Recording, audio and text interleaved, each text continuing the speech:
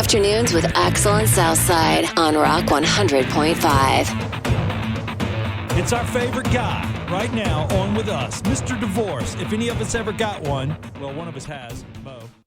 It was a long time ago. Yeah, but I didn't know this gentleman back then, or No. I would have gone through him. But you had a divorce. It's true. Yeah, that's all I'm saying. I'm not going after you here. I have not, and then Evan's filling in for Axel, and you've never even been married, so there you have it. No, but I'm looking forward to getting married and divorced later. Well, this is the guy you go to, Jarrod Oxendine of Ox Law. How are you doing? I saw a little ski injury. Good afternoon, guys. Thanks for having me on. My first time on your new show, so excited about that. But, yeah, I went up to Breckenridge. Kids had a break from school, and I'm kind of embarrassed. This happened on the greens. You know, my kids are coming down Black Diamonds, and they finally ski with me one time on the greens, and I get injured. But I'm coming down the slope. I'm turning right.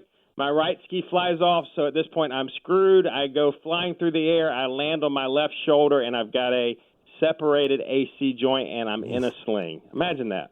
Ouch. Not good. I've dislocated my shoulder. The first time I did it, I was snow skiing, and it popped out, and then I had to take a truck ride to get it popped back in, you know, and the ambulance couldn't get up the hill and all this other stuff.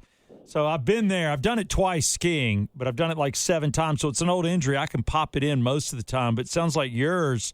Is surgery needed, or what's the deal with separating? Well, I met with the ortho, and he's not thinking surgery. So I go back in a couple weeks, and if all is healing well, he says I'll have 100% complete recovery with no surgery required.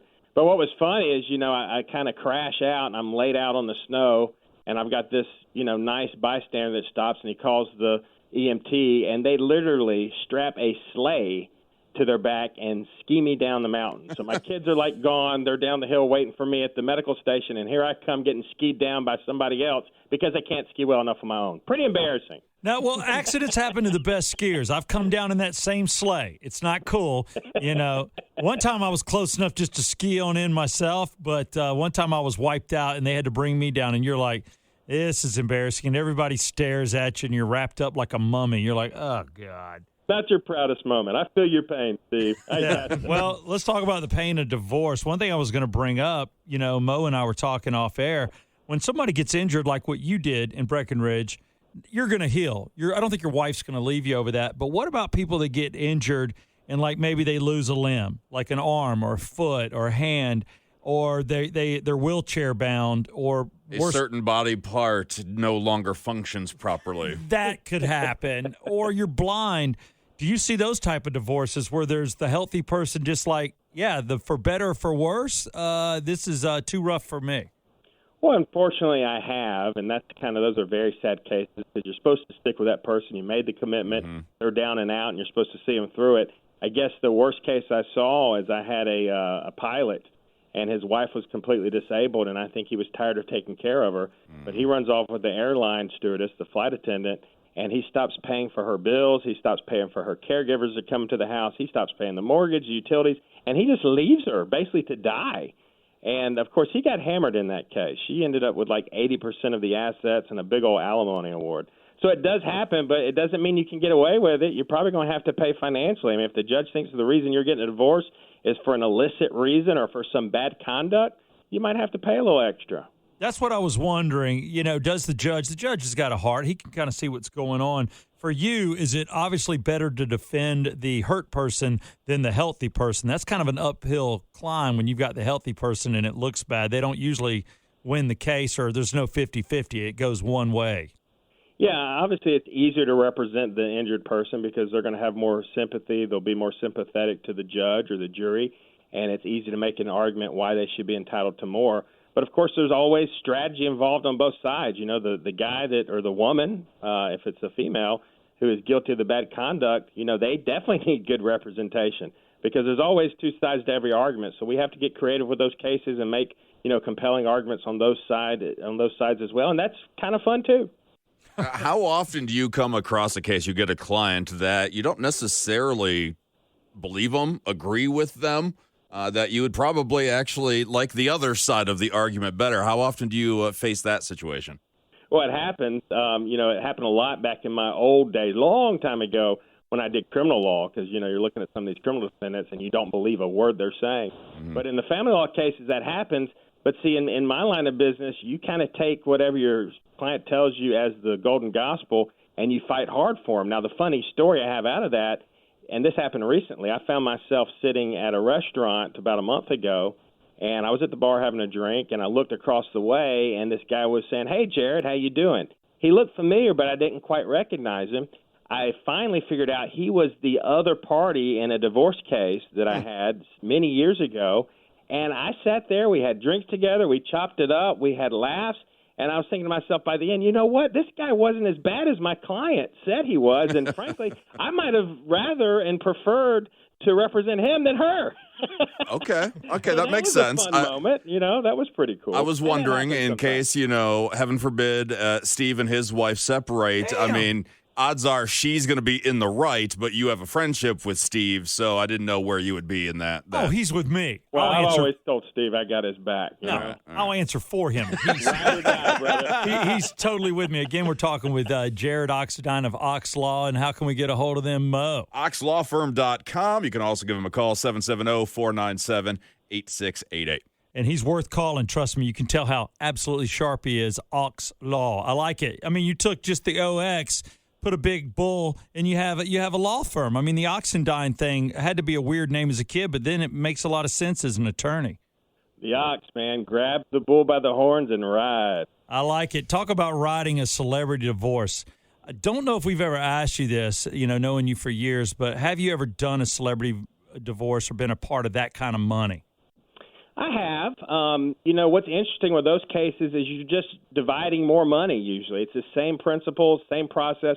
Sometimes there's some more tax implications associated with it. Sometimes you have public appearances that are necessary because the press will get involved, so you have to be careful what you say to the press and what you don't. But those cases are always fun. It's always fun to help a celebrity out, and they pass your name around and send more celebrities to you. So it's more fun just from like a high-profile standpoint. As far as the basic principles that are involved in their case, it's no different than anybody else's. Well, do they, when you're in those type of cases as an attorney, I don't know if there's flat fees, and I'm not trying to get into how you run your business, but just curious of how it works. More money? Does the lawyer get more? I mean, is there more money, more problems? But if there's a lot of money going around, is that better for the attorney?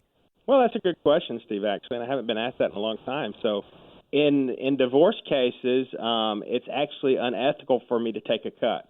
So I can't do like a contingency fee arrangement like a personal injury attorney does, where your compensation is based on the result that you get for the client. You don't get paid unless they get paid type of thing. Yeah. All I can do is charge a flat fee or charge an hourly rate.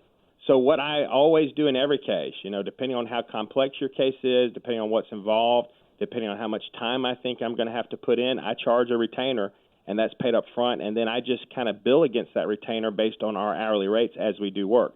So I'm not really making more money on celebrity cases, but if the case is complex and it takes a long time to resolve it, we've got complex financial issues, we've got a custody battle on our hands, that just means it's going to take longer, which means I'm going to bill more hours on that case, and that corresponds with the amount of the fee that I get paid. But if a celebrity walks in my office or somebody with a lot of money and they've got an uncontested divorce, I'm going to charge them the same amount as I would charge, just random Sally or Joe off the street.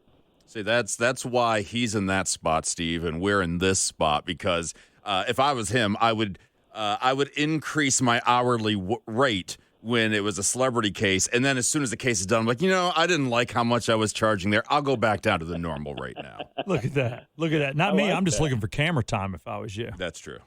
Like, don't walk into the courthouse till I get there. Let's go in together. Okay, thanks. That's right. Because this is all about me. It's not anything about you. Do you have a lucky suit, lucky tie, anything superstitious like that?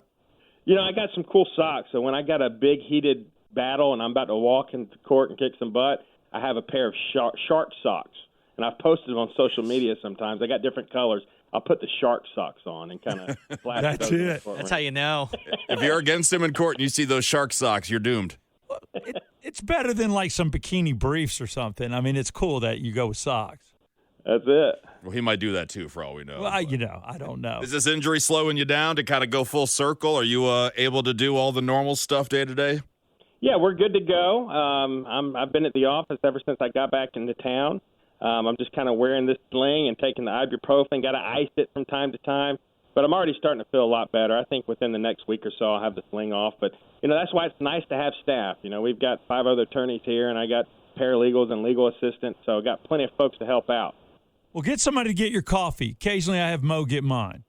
And carry the briefcase, right? Yeah. And I normally get the wrong coffee, but I still get it for him. He tries. It's the effort that counts. It is. It is Jarrod Oxendine of Ox Law. And again, Mo, how can we get a hold of him if your marriage is in trouble? Mine's fine. OxLawFirm.com or call him 770-497-8688. Good to have you on the afternoon show, brother. It's a change for both of us. Thanks, guys, and congratulations again. Y'all take care. Thanks, you too, Jarrod. All right, bye-bye.